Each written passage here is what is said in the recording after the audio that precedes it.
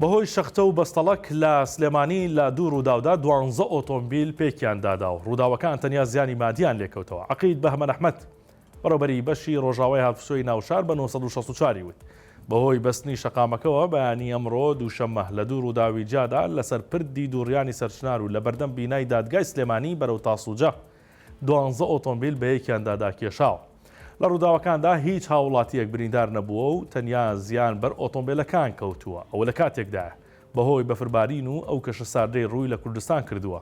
لە شەوی ڕابردووەوە شەختە و بەستەڵەک دروست بوو و ئاستەنگی هاتوچۆ لە ژمارەیەک شوێن دروست بووە.